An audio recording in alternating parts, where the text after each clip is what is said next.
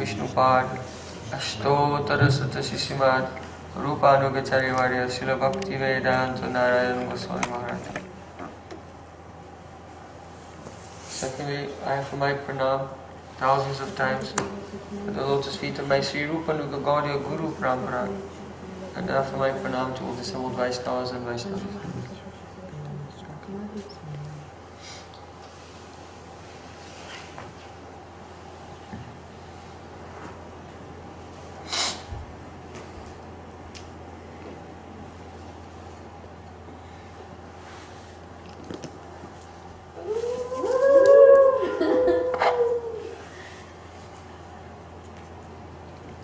By the causeless mercy of Guru and Gauranga, today we are honoring the divine disappearance day of our Guru Pada Padma, and also the divine appearance day of Param Pujpa Srila Bhaktivedanta Vaman Goswami Maharaj. Srila Bhaktivedanta Vaman Goswami Maharaj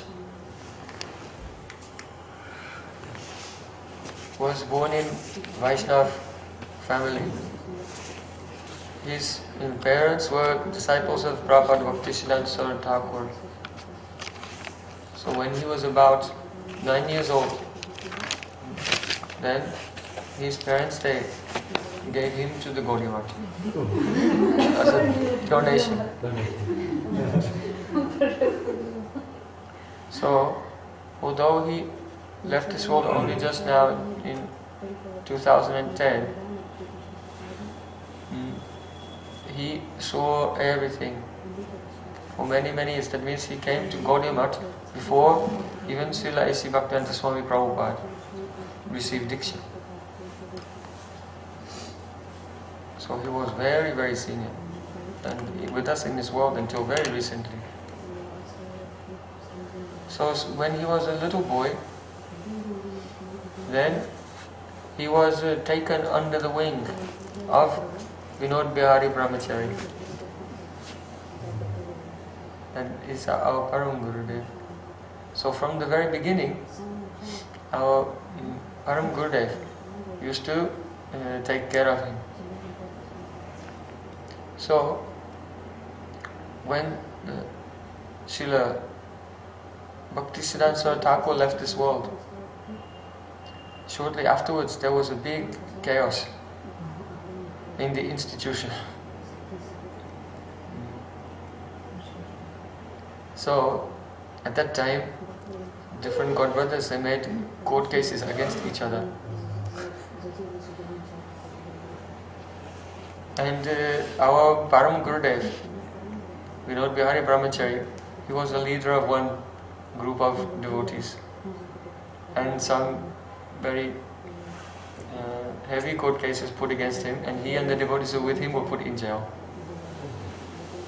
So at that time, Srila Bhagwan Maharaj, he was just a boy, so they did not put him in the jail.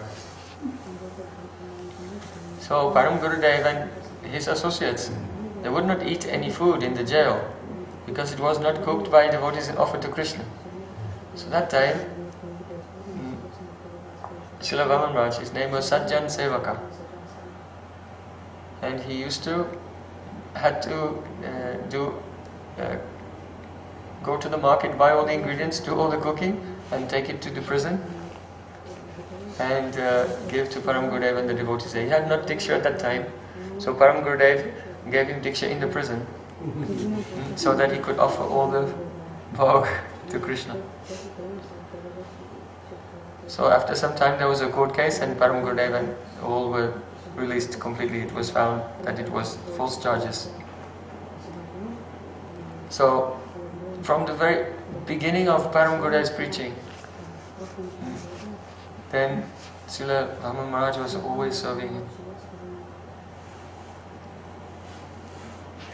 Especially when he was young, he used to do typesetting in the printing press. When Srila Prabhupada Bhaktisiddhanta Saraswati Thakur left this world, the publications were stopped, the parikramas were stopped. So our Param Gurudev, he tried his best to do Manobhishta Seva of his Gurudev. If in the disappearance day, disciple is glorifying Guru and crying, but in his heart he's not thinking, making a plan, how can I do the Manobhishta Seva of my Gurudev? Then this is not actual real separation. It is only duplicity and for show. Because the Viraha Bhav and the Seva Vritti, they are in proportion to each other. More Seva Vritti, more Viraha Bhav. So when Prabhupada Bhaktisiddhanta Thakur left this world, then Param Gurudev was thinking how to do the Manobhishta Seva of Prabhupada. That means internally following Sirupa and outwardly following the life and practices of our acharyas, how they had been established in the modern era by Srila Bhaktivinoda Thakur and Prabhupada Srila Bhaktisiddhanta Thakur. So especially important is the publication, propaganda through publication of books, and also Nam Sankirtan everywhere, loud kirtan with Mridanga and kartals, dancing and singing everywhere. These two things, with Mridanga and with Brihad Mridanga. The printing press is the Brihad Mridanga. So Param Gurudev, he acquired a small printing press, and Sajjan Sevak used to work very hard day and night. You had to do typesetting everything, each letter backwards by hand, and then work the press by hand. So one day he had been working for hours and hours and hours without sleep, and he was somewhat tired. And he was just a youth. And he closed the press and cut off the end of his fingers.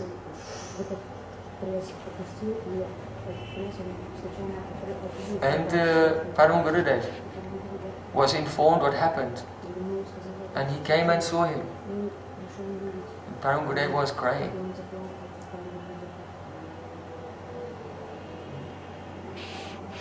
We have heard how the disciple cries for Guru, but we don't hear so much how the Guru cries for the disciple. So Param Gurudev, he took the parts of his fingers and took him. He was in great pain to a hospital, and then there was some surgery. And then by Param Gurudev's mercy, after a short time, everything was grown normal, as if nothing happened.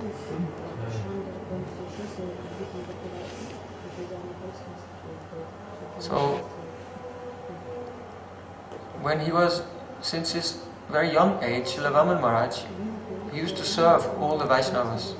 When it was time for prasadam, he would be the first one there to clear the space, put down the asanas, put down all the leaf plates, and then go around with a slice of lemon and a little salt on every plate. And then serve prasadam to all the Vaishnavas, and then when they finished, to collect everything and take their remnants and clean everything. So he had the opportunity to serve all the very prominent and intimate eternal associates of Prabhupada Bhaktisiddhanta Thakur and receive their blessings. So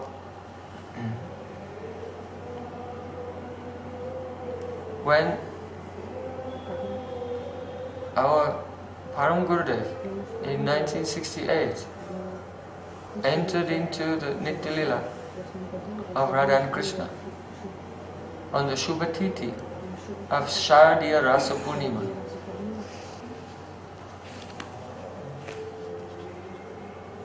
Srila Gurudev has produced one book, Ras Pancajai, with the commentaries of Sridhar Swami, Jiva Goswami and Srila Vishnu Thakur. Very beautiful book. And in the beginning, he said that this book is manifested by the mercy of my Gurudev, and I am offering, just as one worships the Ganga with the Ganga, so I am offering this manifestation of his mercy into his hands. And he Gurudev refers to Param Gurudev as the best of Rupanuga Acharyas, and who, by disappearing on the Titi of the Shardiya Rasa Purnima, gave an ingit, gave an indication, the signal to his Anugat Jana, that they should take shelter of this Leela, this Rasa Panchajai, as it has been described by Shukadeva Goswami and then elaborately explained by our Acharyas, if they want to enter into the service of Radha and Krishna. This is one epidemic problem today in our Gaudiya Sampradaya, that devotees, many jump over Srimad Bhagavatam. Without knowing A, B, C of Bhagavatam, they try to go to Govinda Lilamrita or Will of Kosamanjali. But by this, they cannot understand the word, one word, or feel the actual bhavs. All of our Goswamis themselves, they have put Chaitanya Mahaprabhu himself and our Goswamis, they have put stress on the topmost Rasa Shastra, Srimad Bhagavatam. Then, what Krishnadas Kaviraj Goswami has written, Govinda Lilamrita and so on. This is the fruit of his studying, hearing, remembering Bhagavatam under the guidance of the Goswamis. This fruit has come. I'm not telling he himself wrote. This is the fruit of following Rupa Goswami, Sanatana Goswami, Raghunath Das Goswami. So,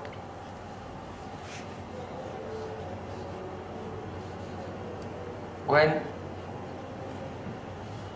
our Param Gurudev left this world in 1968,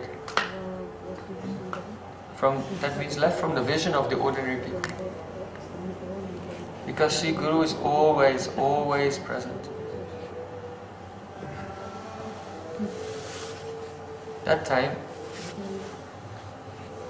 Srila Vama Maharaj and my Gurudev and Srila Trivikram Maharaj, they were the main senior most disciples of Param Gurudev, who were there to continue his mission.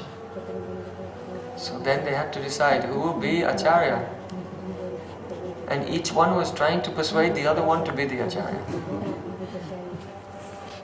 Not like in modern times, where all compete with each other. Who will be the Acharya? I will be the Acharya. No, I will be the Acharya. They were trying to, each wanted to be the servant of the others. But Srila Vaman Maharaj, he was defeated by his godbrothers because he could not escape the fact that Param Gurudev had expressed his desire that Acharya should be Naistika Brahmachari. And my Gurudev and Srila Trivikram Maharaj both were in household life before. And also Srila Vama Maharaj was senior most of all. So they persuaded him, and in a mood of service to his godbrothers, he accepted the position of Acharya in the spirit of service. So even many years later, at Gaurapanim time, when Srila Vaman Maharaj, every year at Gaurapanim, he would initiate, that many devotees had been waiting for initiation throughout that year. So before giving initiation on Gaurapanim, he used to go to my Gurudev and to Srila Trivikram Maharaj and fall at their feet. And he would say, "Please forgive me for this sinful act." So he would beg forgiveness from his junior godbrothers for giving initiation in their presence. This is Vaishnavism. He was very, very humble. Sometimes there might be some problem in the march and all the devotees would come. And he would have to chastise or correct someone. But if you are at a little distance, you cannot hear what he's saying. Only you hear the tone of his voice.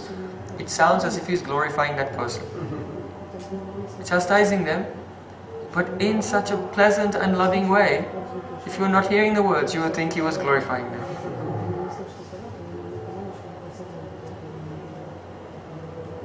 He had an encyclopedic memory. The devotees used to call him the Gaudiya Vaishnava Encyclopedia. Even when he was very old. And when he was old, he became quite reclusive. And he would spend almost all time alone chanting. And now and then he would come out and give a class, but without even almost opening his eyes, not looking at the world, and just speaking. And hundreds of verses were just flowing all the time, even when he was very old. His English was also very good. And he used to say that Gaudiya Vaishnava means that person who has received initiation into the mantra Trinadapi Sunichaina Tarorapi Sishtuna Amanina Manadena Kirtanya Sadari. Seriously, this is the mantra of initiation which makes one actually Gaudiya.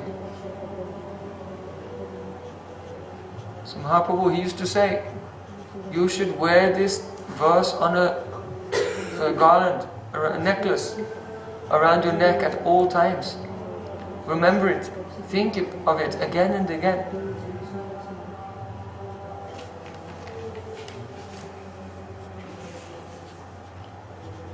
The Vedas say, Aishonu Atma Chaitasa Veditabhya Yasmin Prana Panchada Samvisesha. The soul is an atom, tiny. Keshagra Shatabhagasya, the size of 1/10,000th the tip of a hair. This is Atma. Patanjali has also written that if one will just think about how tiny and insignificant the soul is, then you'll begin to go into trance.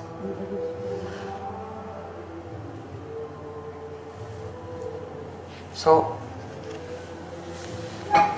what is this? We are thinking, I am this body, this big machine of blood and bones and skin. But no, Purusha Prakriti Stohi. No, I am situated in this Prakriti. But I am tiny, insignificant. Atom, an angsa, mamaivangso jivaloke, jiva bhuta sanatana. One Vibhin angsa, separated subjective portion of the Supreme Lord. Think for a moment. Tiny, tiny. Floating on prana in the region of the heart.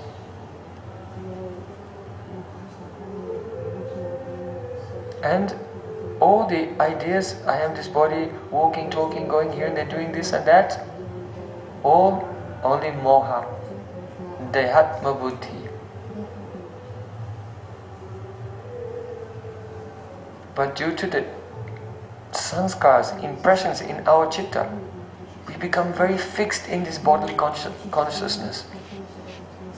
And as long as we hold on to this conception, as long as we don't accept true conception of Atma and give up the false conception of Dehatma Buddhi, then Aham Mamadi Paramo Namni Sopya Paradakrit. This is the 10th offense. You cannot chant. You cannot chant.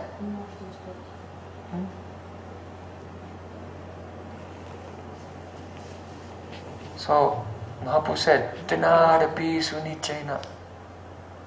be more humble than a blade of grass. Srila Vaman Maharaj, in his commentary on Chaitanya Charamrita, he has said that the verse Tanadapi Sunichena is Mahaprabhu's Tika, commentary on the 4 statements that Shankaracharya has called the Mahavakyas. Aham Brahmasmi, Tat Tamasi, Sarvam Kalvidam Brahma, and Pragyanam Brahma. So Trinadapi Sunichena means Aham Brahmasmi.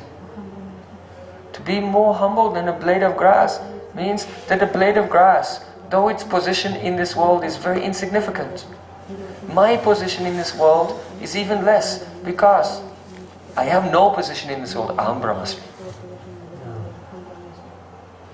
Understand? This grass has some roots in this world, but I have no roots in this world. I have nothing to do with this world. Asango hyayam purushaha. The Purush, the Jiva, has no connection with the material energy at all. Like a person in a dream has no actual factual connection with his dream body or the dream world. But when he's dreaming, he's completely convinced. Completely. How deep is our bewilderment? How deep is our illusion? As long as the bodily consciousness remains, there will be no realization of Krishna. And the mundane worldly religion is, oh, I will become God consciousness while in this state of ahankar. In this state of ahankar, God will come and I will see Him, we'll talk. Like this. As long as Dehatma Buddhi is there, no consciousness of God, because the chitta, the consciousness is completely Dvitya Abhinivesh, absorbed in Maya. So, Tanadapi Sunichena is Mahaprabhu's reply to Shankaracharya's Aham Brahmasmi. The true purport, Aham Brahmasmi, is from the Vedas, not from Shankaracharya. But Shankaracharya has given a misinterpretation. So Mahaprabhu said this is the real purport of the Vakya, statement of the Vedas. Aham Brahmasmi means Tanadapi Sunichena. Don't even have an insignificant footing in the physical plane, because you have no footing here. Then Taroi Vasisnana, Tarorapi Sahisnana, be more tolerant than a tree. How can you be more tolerant than a tree? A tree tolerates everything. If you steal anything from the tree, if you cut the tree does not say anything. How can you be more tolerant than a tree? So Mahaprabhu gave the answer. This line, be more tolerant than a tree, is the purport to the Vakya of the Vedas. We don't say Mahavakya. We don't accept. We accept only Om. The prana of Omkar is the Mahavakya of the Vedas, not anything else. Mahavakya means the statements which are sarva-vyapi. That means they are applicable everywhere. So in the Vedas only Om is applicable everywhere. And these statements are ekadeshik. That means they're relevant and government the meaning of the Vedas only in a limited context. That's called ekadeshik, not sarva-vyapi. Only Om is the Mahavakya, sarva-vyapi, which governs the meaning of all parts of the Vedas and is found throughout every Vedic mantra. So, when the Vedas say, Tattvam Asi, you are that, what does it mean? It is a meditation. When a problem comes, when difficulty comes, when discomfort comes, any situation which is from the point of view of the body and the mind, unpleasant, what should you do? Tat Tamasi. You say to yourself, Tat Tamasi. You are that Brahma spirit. You are spiritual. In other words, Srila Vamana Maharaj wrote, the consciousness is always oscillating from Kshubda to Lubda. Kshubda means agitated by something. We become averse. I don't like. And Lubda means enchanted and infatuated. We see something and become enthralled and under its spell. So the mature mind is always oscillating between the state of Kshubda and Lubda. How can it be overcome? Tattam Asi. You are spirit. You have no relation, positively or negatively, with these external things. So, this is the meaning, Tarorapi Savishnuna. So, to be more tolerant than a tree is so tolerant. How can you be more tolerant? The tree does not do anything positive for the benefit of its tormentors. Tree will give everything, but it will not do any action for the benefit of those who are against. Whereas the Vaishnava, Sri Nityananda Prabhu has given the example. Even Jagai and Madai, they smashed his head with a jug of wine, but still he was only engaged in activities for their welfare, requesting them to chant the holy names and find auspiciousness in their life through the path of bhakti. So one can only have such a vision if first, one identifies oneself as Atma, and then one can be tolerant of others when one then sees others also as Atma like oneself. As long as we don't see ourselves as Atma, then we'll see others also as their body and be thrown into the dualities. So, Shubda and Lubda should be counteracted by remembering Tat Tamasi or Tarori Api Sahishnana. Then Amanina Manadena. Not desiring the honor for oneself, but rather giving all respects to others. Why? Now the third Mahavakya comes. This is the explanation of Sarvam Khalvidam Brahma.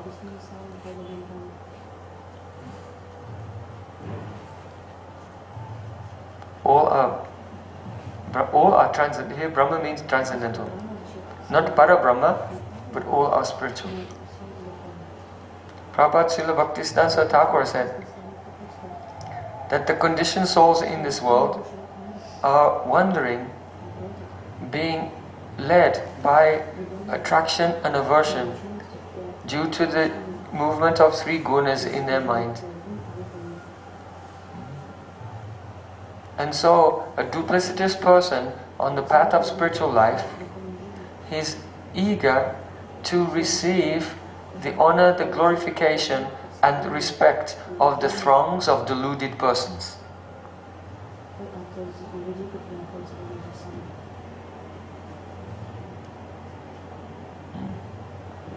So Amani means one who does not desire this. Just see how worthless is Pratishta. What is Pratishta? Pratishta means the desire to receive name, fame, honor, worship, and so on. But from whom? It will not come from the enlightened, pure, transcendental Vaishnavas, because anyone cannot fool them. Only it can come from other fools. So what is the value of being the chief fool among fools? This is Pratishta. So, Amanina means being Amani, not desiring the man, respect for oneself, Manadena, and by by being manada, one who gives respect to everyone. Why? Jive saman dive jani Krishna adhisthana. Knowing that every soul is part and part of Krishna, giving them full respect. Sarvam kalu vedam brahma. Indeed, kalu, sarvam, all, they are all Brahma, transcendental beings. Then, last line, Kirtanya Sadahari. It is Mahaprabhu's true interpretation of the Vakya Pragyanam Brahma. Gyan means consciousness, awareness. It is the function of Sambit Shakti. When Sambit Shakti is nourished by Hladini Shakti, then it becomes in its most excellent form.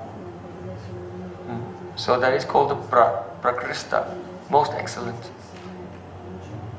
So Pragyanam means when Chit or Sambit is completely nourished by Hladini, Ananda, then it becomes praying. That is called Pragyan. Not Gyan, Pragyan. Pragyanam Brahma means that God is love. The Supreme Personality of Godhead is the ocean of love. He is love and He loves and He is the object of love. Pragyanam Brahma. So this Vakya is the glorification of Supreme Lord. Therefore Pragyanam Brahma, this Vakya is a performative.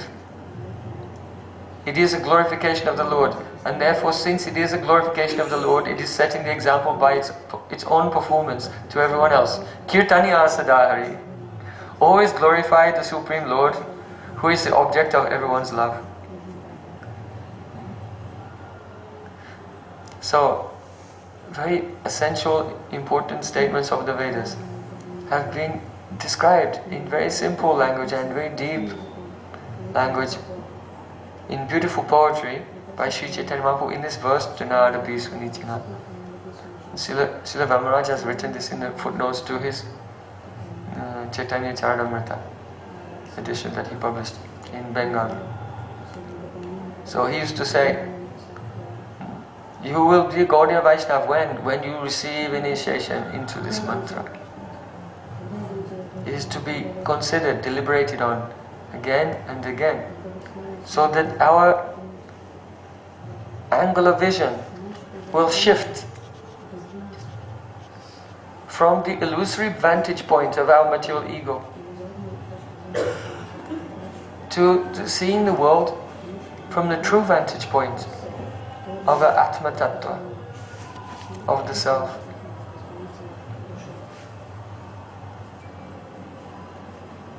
Then one can chant continuously without distraction, and gradually, by the mercy of Nam and Guru and Gauranga, then not only the ontological status of Atma, but the actual Swarup, the innermost nature of the soul in his eternal service to Supreme Lord. This will also gradually. My first type is Sadharan Sambandha Gyan, general or common Sambandha Gyan, chanting with the general common Sambandha Gyan under the guidance of Shri Guru. Then the Vishesh Sambandha Gyan will awaken. In this regard, the Gopal mantra given at the time of Diksha is extremely important. This is one of the main points of emphasis of my Gurudev. How he used to inspire the devotees to have a strong faith in Diksha mantras. Especially years ago, some years before, in ISKCON, they used to call this Brahmin initiation. and you can have this premonition so that you can be a pujari. But otherwise not very important. Many people, they were not taking it seriously. Even I know many of the gurus, they had stopped chanting, they even forgotten the mantra. Even. But up to about 95, by the influence of our Gurudev, he awakened some awareness again about the importance of the Diksha mantras. Because Prabhupada had instructed him just before leaving this world, oh, you must help my disciples. And Gurudev very humbly accepted this order on his head, and without any desiring any position or anything, just freely he was helping everyone.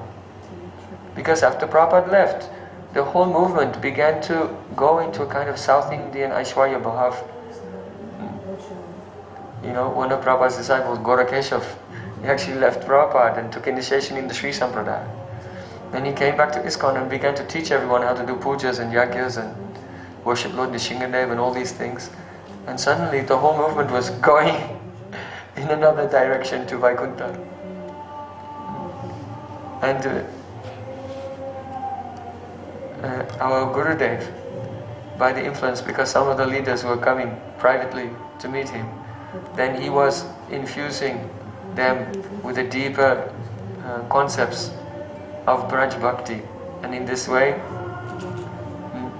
even though they became a split after some time, because Gurudev was speaking so strongly about the sweetness and beauty of Braja, then others, then in order to compete, they also began to do the same thing. So even positively and also by a negative way, also was a completely positive influence. Shyam began to paint the unprecedentedly beautiful paintings of Braja Leela. Then all began to compete, oh, we will also do. It became a new genre, Rasik paintings like this. And in this way, Gurudev, though in many ways he may not be acknowledged for having done so, but he fulfilled the desire of Srila Prabhupada.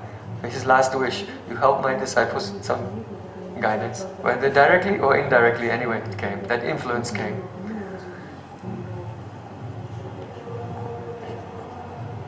So, Srila Gurudev, he used to put great emphasis on the importance of remembering Diksha Mantra, Gopal Mantra.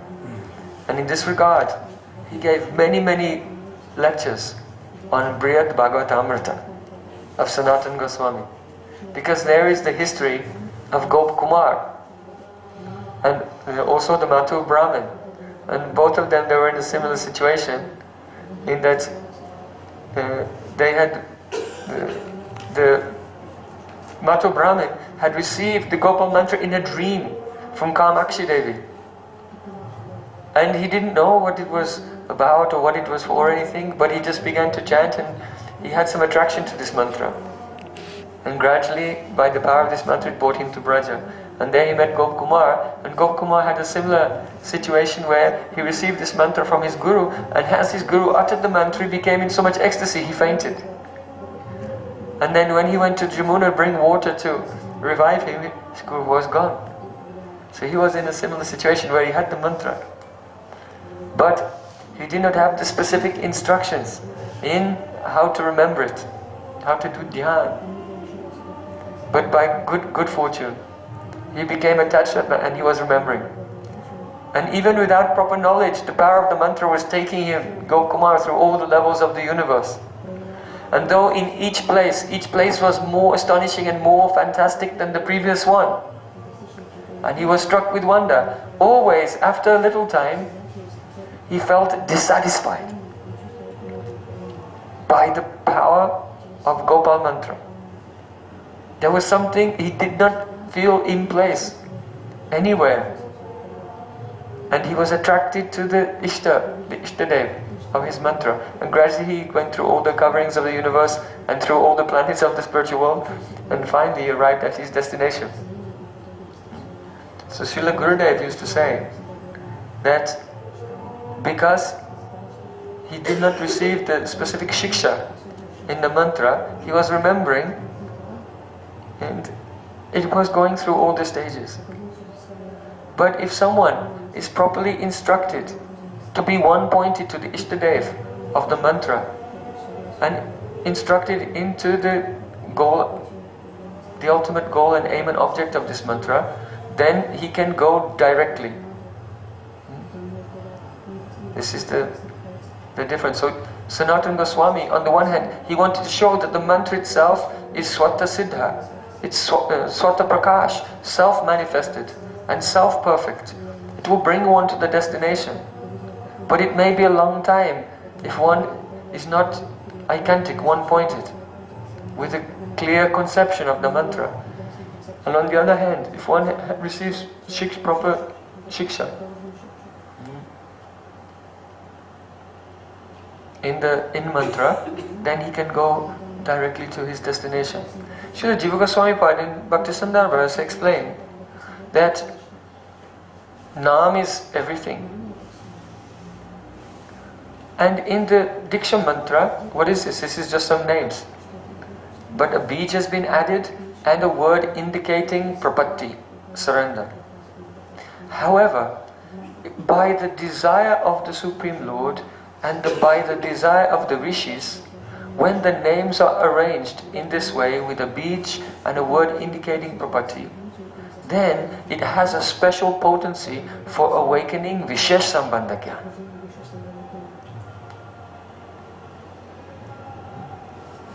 Once I was in Malaysia, and Gurudev of course used to go for a walk every morning, so just with a few devotees we were walking in the park. And after walking for some time, he would always sit down and then he would ask us questions. Difficult questions.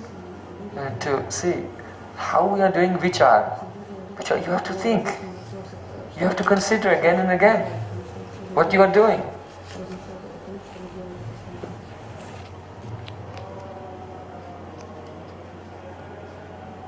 Sri Krishna Chaitanya Kripa Kara Vichar Vichara Karile Chitte Pabe Chamatkar.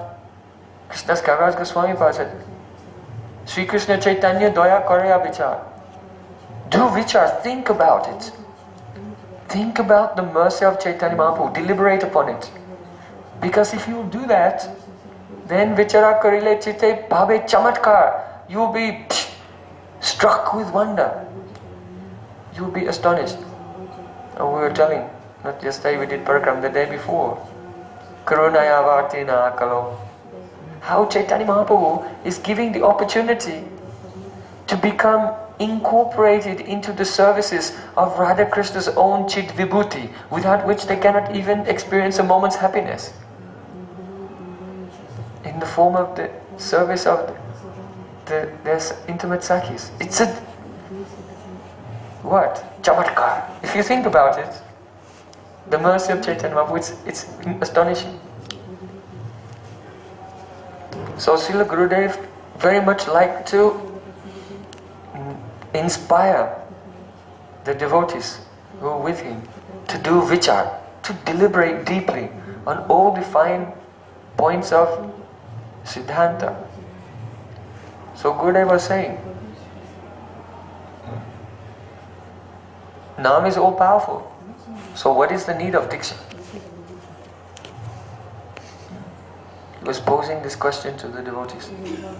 So devotees, we were discussing with Gurudev back and forth. He said that yes, Naam is all powerful. However, due to the absence of the Sambandha Gyan, Vishesh Sambandha Gyan, the deep sanskar, deep impression of a particular relationship with Krishna. Therefore, the person feels no love for the name.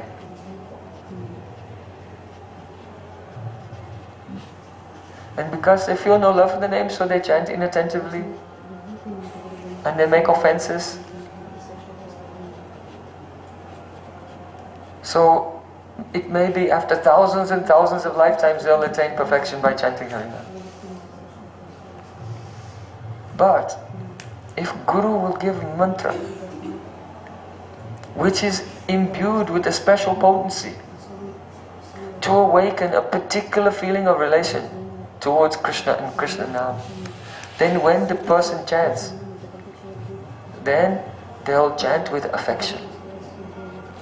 Krishna, you are my whatever, you are my Saka, you are my friend, my Lala, my child. Or best of all, you are my Pranavallabh, you are my beloved. And then chanting Nam with affection. They'll not make offense. And this Nam will then be Shuddha Nam, pure Nam. And quickly they can attain their goal. So Srila Gurudev, he used to put very strong emphasis on this. When Gurudev gave me Diksha, he told me, oh, you can chant also one round, 108 times Gopal Mantra. In addition to your Diksha mantras, you can also do a round of Gopal Mantra. So,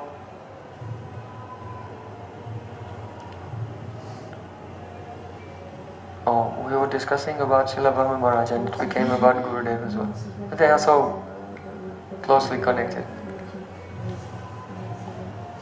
Srila Bhaktivedanta Bhamana Goswami Maharaj, you were with us, remember? In Jaipur. Once we went to Jaipur and we discovered there, we met one devotee and he was staying in that devotee's house.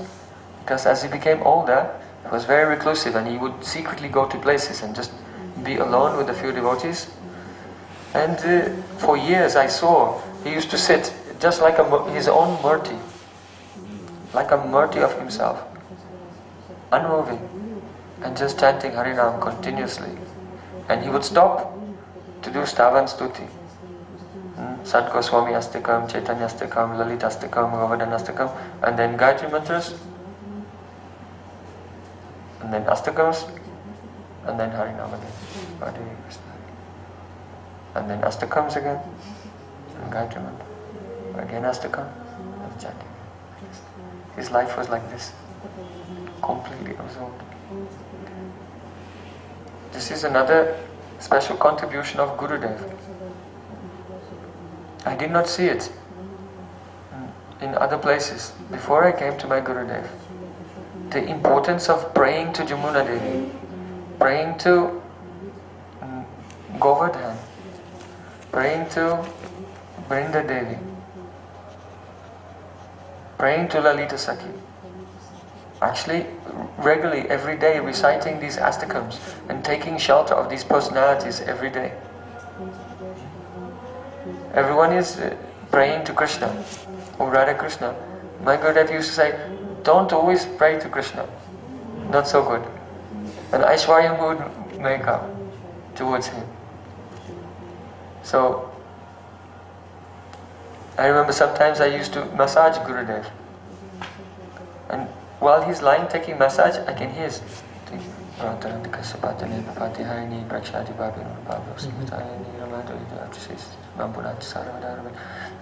under his breath, very softly, astakams are coming one after another. So he never wasted a moment. Even when taking massage, bathing or anything, he was praying continuously.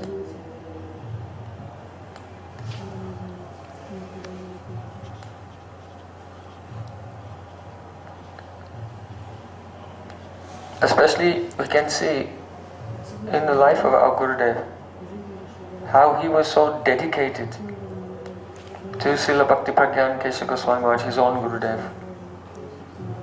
He wrote the book, The Life and Teachings of Acharya Keshri Srila Bhakti Pragyan Keshav Goswami.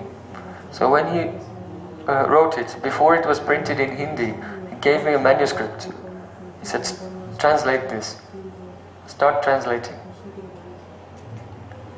So I began to translate and everything was new. I had never heard or knew many of the things here I had never heard before, seen before, anything. Gurudev had just, from the core of his heart, glorified his own Gurudev in a very astonishing way.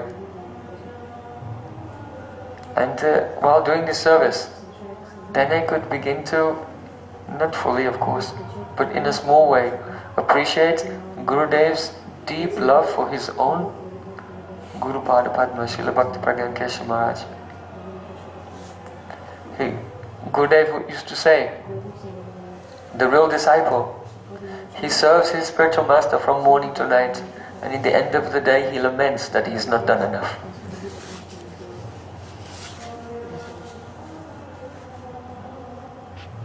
So we saw this in Srila Gurudev.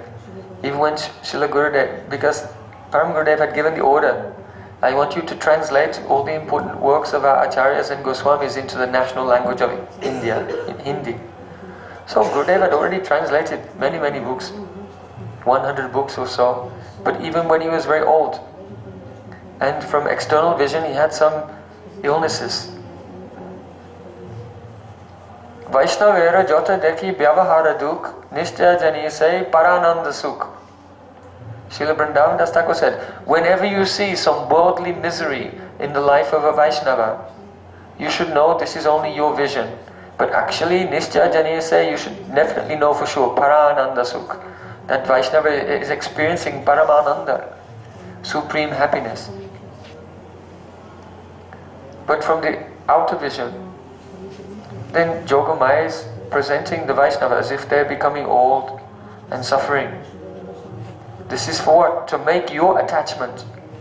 If they will play the role of being dependent on you, then this will inspire your care, your attention, your attachment for them. And therefore this lila is nothing but the unmitigated pure mercy of Supreme Lord Sri Krishna. It has nothing to do with the frailties and weaknesses of conditioned souls in this world. So as Gurudev had the pastime of becoming old and weak, the doctor told he cannot write for a long time. An hour or so, then he has to stop and take rest, and then he can do some more. So when Gurudev was very old, he used to write, then his servant would come and then take away the pen, take away the books, everything, turn out the light, and then leave, close the curtains, and then leave the room. So one day, devotees noticed, the light is not in the room, but there's a small light, like this. By the bed, a small light was shining, they could see through the curtains. Why? So then they looked, and the Gurudev had taken his book back and his pen, and was lying, and with a little lamp, and writing. He could, even in old age, he could not stop serving his Gurudev. Anyone may think, oh, you are nearly 90 years old now, you have done so much, slow down. But he would not slow down. Once Prabhupada himself, Srila A.C. Bhaktivedanta Swami Prabhupada, he said to the devotees, why do I wake up at 1 o'clock in the morning and write the books? And the devotees, they began to quote verses from the Brahma Samhita and so on. And Prabhupada said, no, no, no. And then they said, why? He said, because I cannot live without it. So this is the position of the Satsishya. That the true disciple is the Satsishya means eternal disciple. By constitution, their eternal, transcendental spiritual position is that they are the servant of their Gurudev. Prabhupada Bhaktisiddhanta Saraswati Thakur said to his own disciples, you are the Kaya Vyuha of my Guru Varga. So just as Radhika expands and becomes Lalita Vishaka Chitta Champakalata like this, so the devotees who are coming to the Sadguru, they are the expansions of the bhav of their Guru in the transcendental realm. And once one becomes situated in their eternal transcendental position, then they have the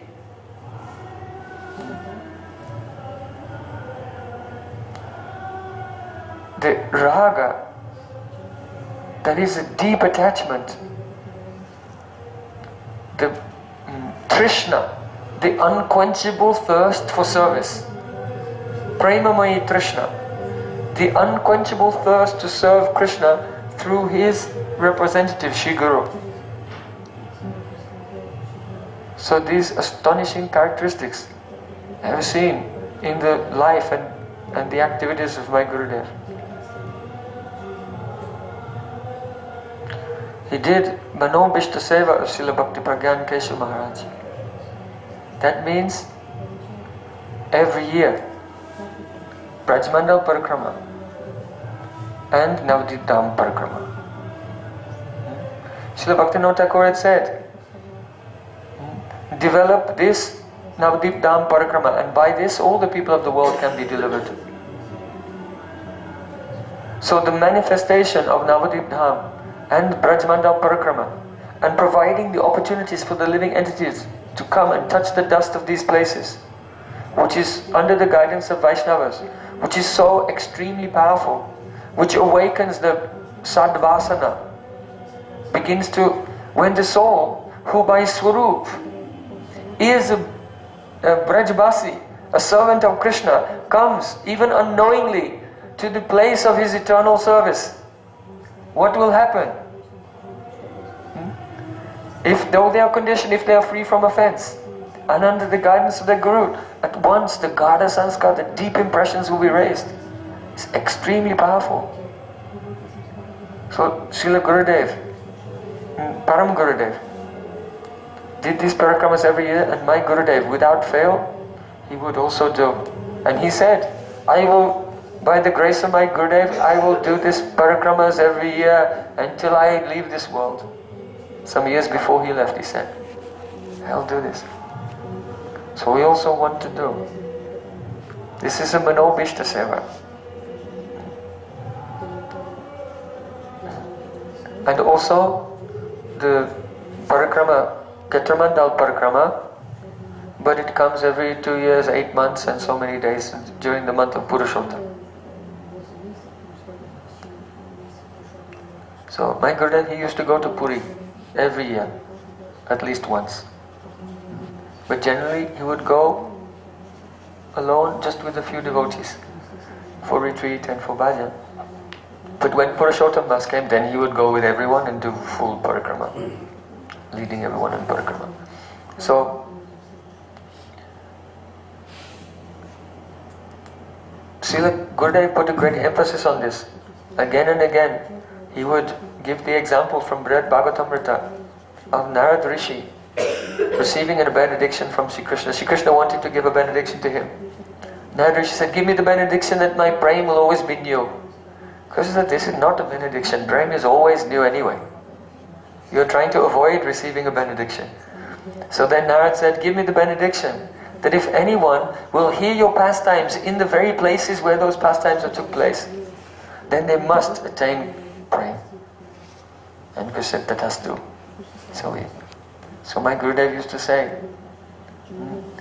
putting my complete trust in this benediction that Narad has received, so I myself am going everywhere to touch the dust of these places and bringing as many people as possible because of this benediction of Sri Krishna. And Srila Gurudev, in each place, he would describe the pastimes of Krishna and Srimati Radharani in a most astonishing way, with the extreme sweetness, like a flood of nectar. And through the medium of this katha, he would touch on the deep and confidential points of Vishesh Sambandha Gyan, opening up, revealing the secrets of the disciples' relation, actual relation with Radha and Krishna. Those are looking from the outside, they cannot understand how through the medium of this katha and visiting each place, by ingit, by hints and gestures, he would awaken the internal identities of his Anugatya. Once Gurudev told me, I was in his room after class, and he said, you know, it looks like I am giving Diksha to so many, but I am only actually giving Diksha to one or two. All are having a chance but everyone is not taking the chance. Because there is Vidvat Ruddhi Diksha and Avidvat Ruddhi Diksha. Vidvat Ruddhi means the interpretation. Ruddhi means the interpretation of a particular word by the Vidvat, those who are learned. So Vidvat Ruddhi means the meaning of the word from the perspective of those who are enlightened. Prabhupada Srila Bhaktisiddhanta Thakur has explained this in his commentary on Chaitanya Bhagavat. So, Vidvat Ruddhi Diksha, Avidvat Ruddhi Diksha means Avidvat Ruddhi Diksha, but not according to the understanding and interpretation of enlightened persons. For the Vidvat Ruddhi Diksha to take place, there should be some angas present. Mantra Artha Chintan means to deliberate on the meaning of the mantra, especially to remember who is the Ishtadeva of the mantra, your relation with the Ishtadeva and the meaning of the words of the mantra. Then Mantra Artha Chintan, then Nyas, to place oneself in the presence of the Ishtadeva. And then Prapati, to completely take shelter of the deity of the mantra. Then 6 angas of Sharanagati, and finally Atmanivedan. If these panch angas, 5 angas are present, along with sadhu sangha and the continuous nourishment of that sambandha gyan through harikatha, then this is what is called Vidvat Ruddhi Diksha. This is the actual process of initiation by which the living entity Dikshikali Bhakti Koryatma Samarpan Say Kali Karitari Say Kali Krishna Karitari Atmasam Say Kali Karitari Chidanandamoy Aprakrita Deya Tara Charna Bhajai. As Mahaprabhu has described, the actual process of Diksha, whereby the person internally fully gives themselves and is accepted by Krishna as his associate, and then Aprakrita Deya Tara Charna Bhajai, in their divine transcendental form, they begin to serve the lotus feet of Krishna.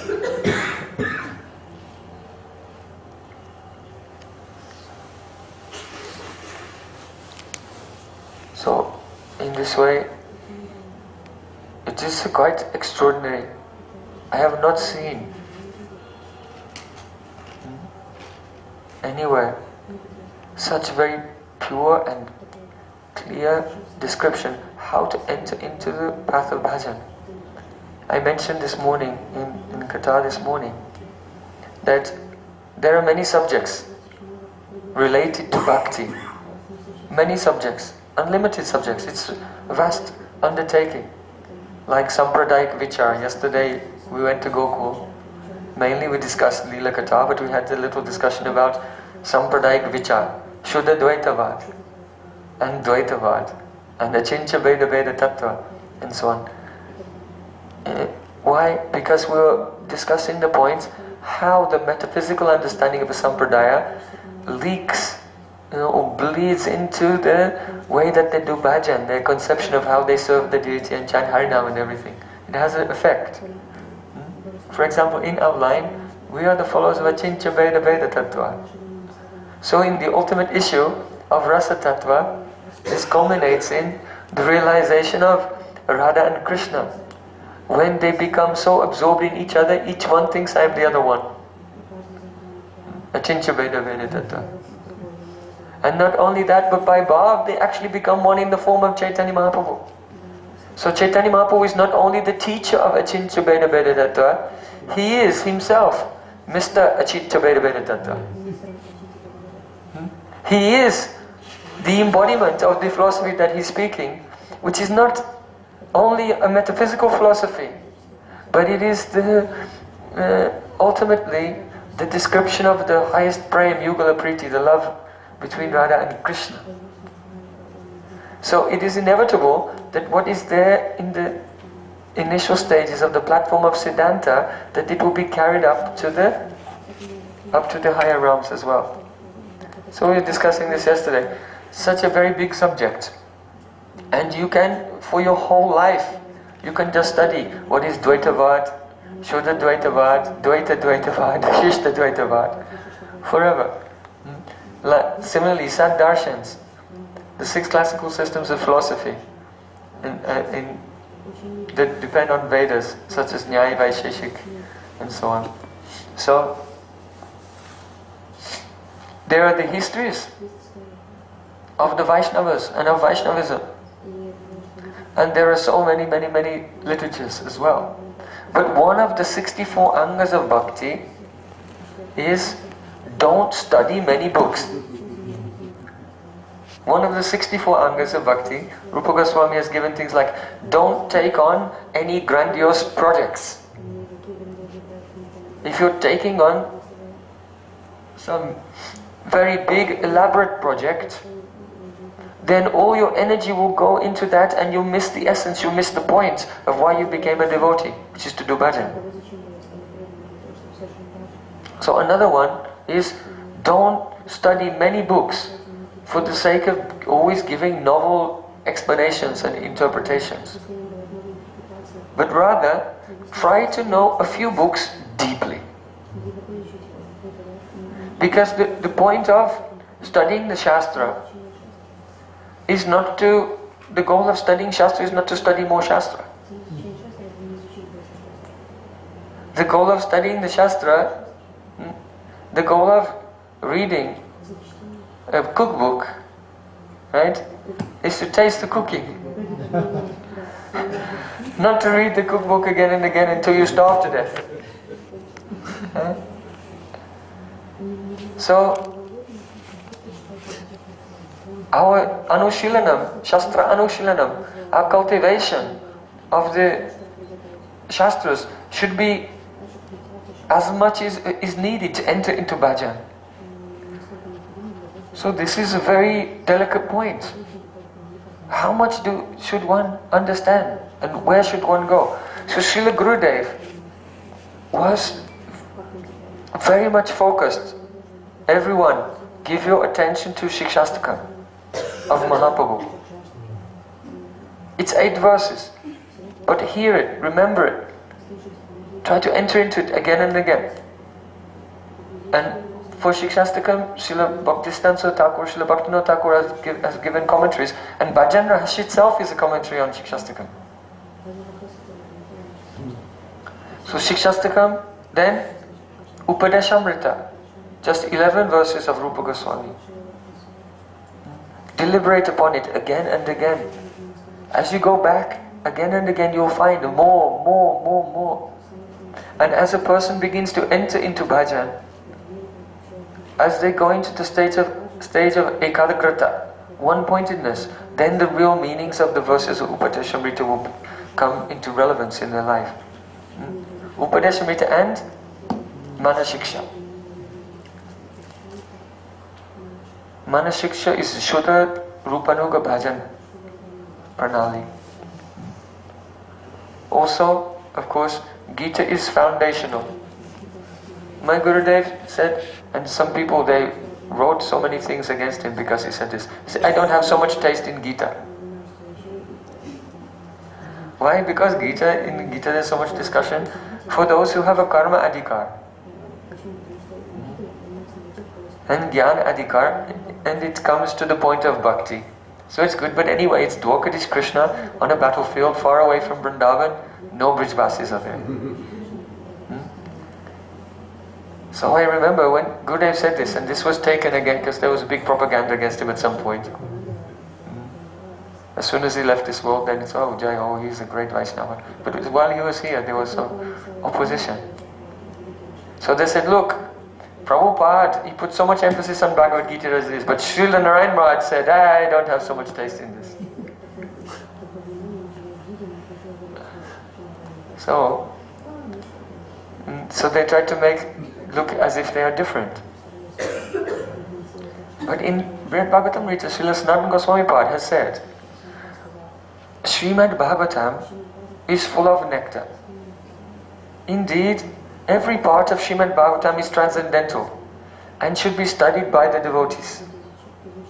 all the devotees should study all the parts, every part of Srimad Bhagavatam. However, though every part is transcendental, some parts of Srimad Bhagavatam directly describe the sweet pastimes of Krishna and Gopis of Vrindavan. And those who are on a higher level of realization, they have particular favoritism, partiality to those parts. So Sanatana Goswami Pad said, the junior devotees should allow the higher level of Vaishnavas their partiality. The junior devotees should carefully study everything, but they should not try to impart their necessity on those of the higher plane. Sanatana Goswami directly wrote this. So the complaints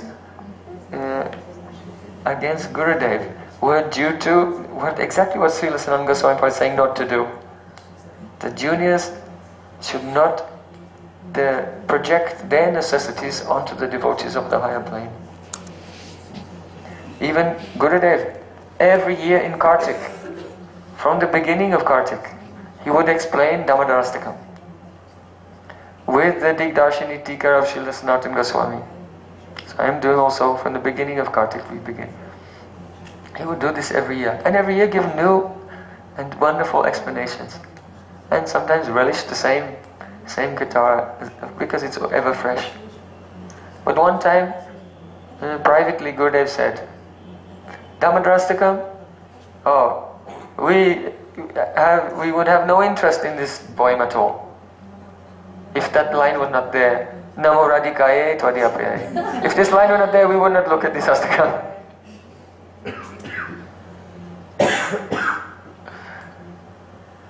So, sometimes Gurudev would do things, it was for the others, and sometimes for himself.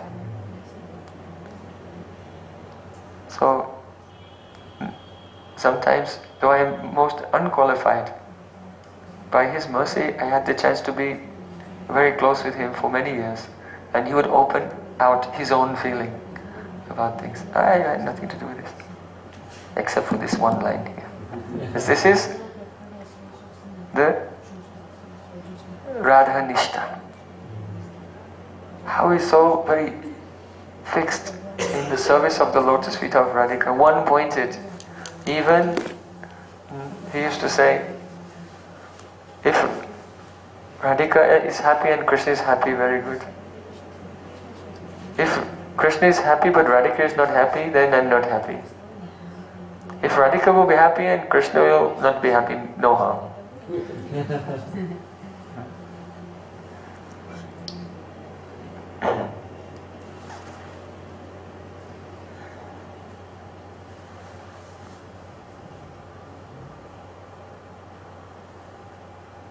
So, Srila Gurudev was absorbed outwardly in this world in Manobhishta Seva, serving the innermost heart's desire of his Gurudev. That means especially Parikrama. Brajmana Parikrama, Navadvip Parikrama, Puri Parikrama every year. And on the other hand, translating and publishing and distributing the books of our Goswamis. But he didn't want devotees only to distribute them.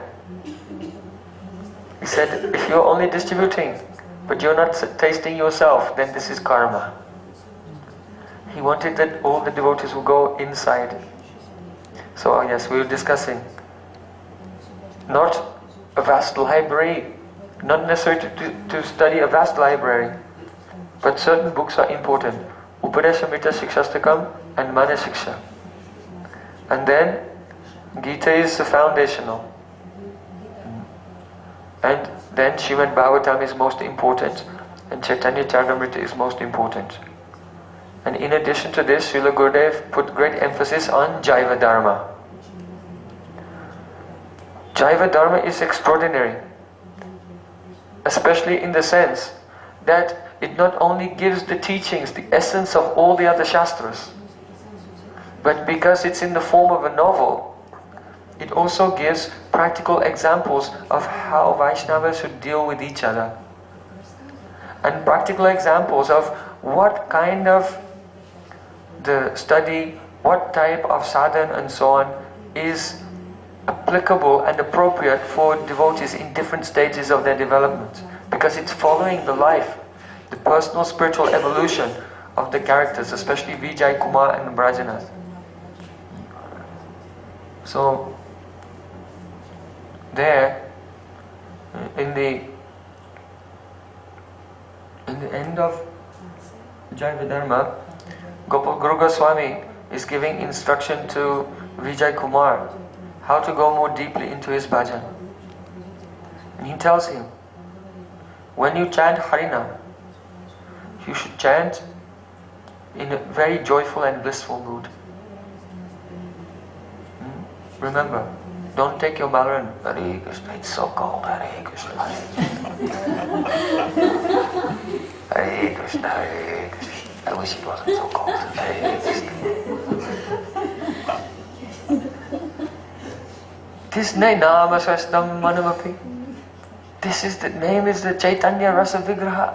Think, be aware of what you are doing. So he said the first thing, one should remembering that this is the divine swarup of Radha and Krishna. Chant in a mood of joy. Everyone chant in a mood of joy. Hare Krishna, Krishna Krishna, Hare Hare.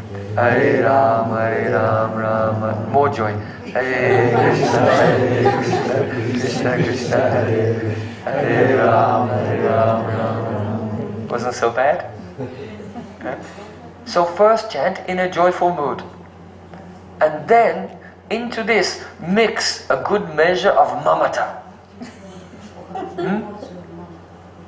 Not only chanting the name of Radha and Krishna joyfully, but with the feeling, you are mine, my Radha and Krishna. Are you ready? Hare Krishna, Krishna Krishna, Hare Hare, Hare Rama, Rama, Hare Hare. More mamata. Hare Krishna, Krishna Krishna, Hare Hare, Hare Rama, Rama, Hare Hare. And then when one is feeling joy and mamata, then one should mix in some Vishramba. Vishramba means no distance. No distance between us. Not only are you mine and I am yours, but we should be very close. That is called the Soharda Abhilas. The desire to have a very close friendship. And chant. Hare Krishna, Krishna Krishna, Hare Hare, Hare Ram, Rama. Then one will start to experience the nectar of Nam.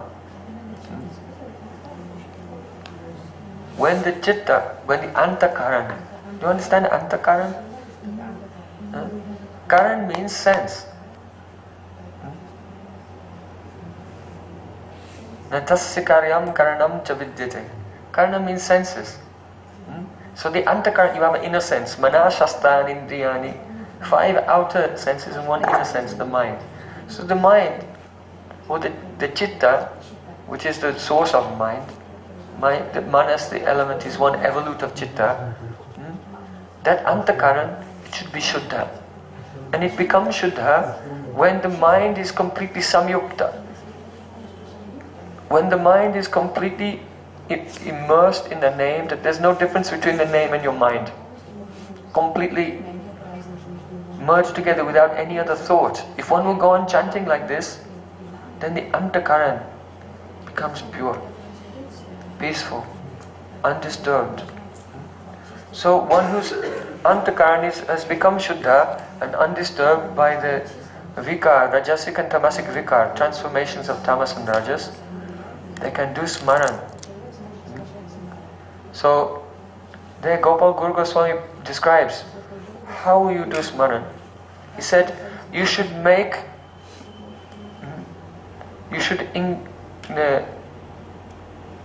your mind steady and determined, following the precepts of Raghunath Das Goswami's Manashiksha. One should make one's life and vows very strong by adopting the attitude of Swasankalpa Prakash, Swanema Dasakam of Raghunath Das Goswami. It's in that spiral bound book? Yeah. No? Yes. No, I know it's there, I'm telling you. Yeah. So Manasiksha and Swanema Dasakam. Then one should render Manasik Seva according to the verses of Raghunath Das Goswami's Vilap Kusumanjali. And one should contemplate the Leelas of Radha Krishna according to Raghunath Das Goswami's Vishakananda Dabida Stotram. So here Srila Bhaktivinoda Thakur is showing how Rupa Goswami, being the Acharya of the Abhidaya Tattva, has described the ingredients of rasa, but only Raghunath Das Goswami as the Acharya of Prayojan Tattva has showed the proportions in which to mix them and how rasa acts at the time of seva. So in this regard, Manasiksha Swanema Dasakam, Vilap Kusumanjali and Vishakananda Dabida Stotram, these are essential. So in this way, Srila Gurudev, he put his emphasis on a limited number of books and encouraged the devotees, try to go very deeply into them and practice. Do sadhana every day in a humble mood, without criticizing anyone, without committing any offenses. Try to serve Guru and Vaishnavas gradually. Once bhajan will become pakka, become mature, and one's life will become perfect. So today is Divine Disappearance Day of our Gurudev. So we are taking this opportunity to try to remember and renew our brata, our vows, to follow his divine teachings to our last breath. He is always present with us. And if anyone is really taking shelter of him, praying to him, and trying to render the Manobhishta Seva outwardly and also inwardly, then surely the power of his mercy is there, which will reach down and draw that aspiring sadhak to her lotus feet and into the eternal service of Radha and Krishna. Srila Gurudeva ki jai. So now devotees will sing little kirtan and then we should go directly to the temple room. Some other programs also going on there and then go there.